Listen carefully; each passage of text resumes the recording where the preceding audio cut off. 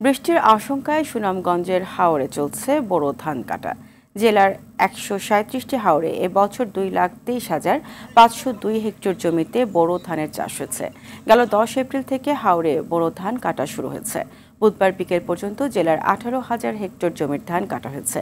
৯০,০০০ শ্রমিকের পাশাপাশি ২৮৭টি harvester, ৩২টি reaper দিয়ে ধান কাটা হচ্ছে।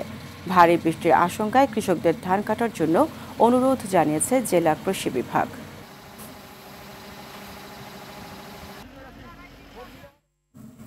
এ বিষয়ে আরও জানাতে সুনামগঞ্জ থেকে সরাসরি যুক্ত হচ্ছেন সহকর্মী বিন্দু তালুকদার।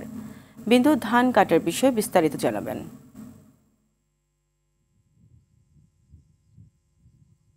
ধন্যবাদ। ফারিয়া যেমনটা বলছিলেন যে সুনামগঞ্জের আসলে ধান কাটা শুরু হয়েছে।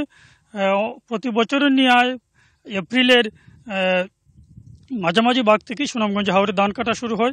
চলতি বছরেও গত ১০ এপ্রিল সুনামগঞ্জে হাওরে ধান কাটা উদ্বোধন করেছেন কৃষি উপদেষ্টা। এরপরেই জেলার প্রায় সকল হাওরে ধান কাটা শুরু হয়েছে। তবে পানি উন্নয়ন বোর্ড এবং কৃষি বিভাগ যেমনটি জানিয়েছেন যে ভারী বৃষ্টিপাত হতে পারে, যার কারণে সুনামগঞ্জের নদীর পানি বৃদ্ধি পেতে পারে, এতে করে বুড়ো ফসল ঝুঁকিতে পড়তে পারে। তাই সুনামগঞ্জের জেলা প্রশাসন, পানি উন্নয়ন বোর্ড, কৃষি বিভাগ কৃষকদেরকে দ্রুত ধান কাটা অনুরোধ করছেন। পানি উন্নয়ন বোর্ডের তথ্য অনুযায়ী আবহাওয়ার যে পূর্বাভাস, সুনামগঞ্জের হাওড়া অঞ্চল এবং পার্শ্ববর্তী ভারতের মেঘালয় চেরাপুঞ্জিতে বৃষ্টি হতে পারে, যার কারণে কৃষকদেরকে অনুরোধ করছেন তারা। কৃষকরা আমাদেরকে জানিয়েছেন যে বৈশাখীতে আসলে রোদের প্রয়োজন, যত বেশি রোদ তত তাদের সুবিধা ধান কাটতে, মাড়াই করতে। কিন্তু গতকালকে কিছু বৃষ্টি হয়েছে, আজকেও দুপুর পর্যন্ত বৃষ্টি ছিল। এখন বৃষ্টি নেই, রৌদ্রোজ্জ্বল আবহাওয়া, কিন্তু আবার বিকেলে বৃষ্টি হতে পারে। কৃষকরা আশা করছেন যদি বৃষ্টিপাত না হয় নিরাপদে ধান কাটতে পারবেন। তবে আবহাওয়া পূর্বাভাস অনুযায়ী কালবৈশাখী ঝড় বৃষ্টিপাতের সম্ভাবনা রয়েছে। আগামীকাল পর্যন্ত সুনামগঞ্জের আকাশে মেঘ রয়েছে।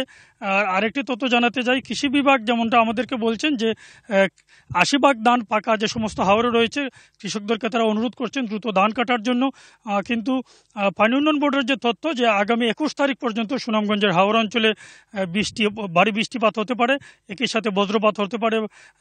তাই যাতে কৃষকরা দ্রুত ধান কাটেন, জেলা প্রশাসনও অনুরোধ করছেন। জেলা প্রশাসনের মাধ্যমে উপজেলা প্রশাসন, স্থানীয় জনপ্রতিনিধি কৃষকদেরকে উৎসাহিত করছেন এবং কৃষকরা আশা করছেন যদি। ধন্যবাদ।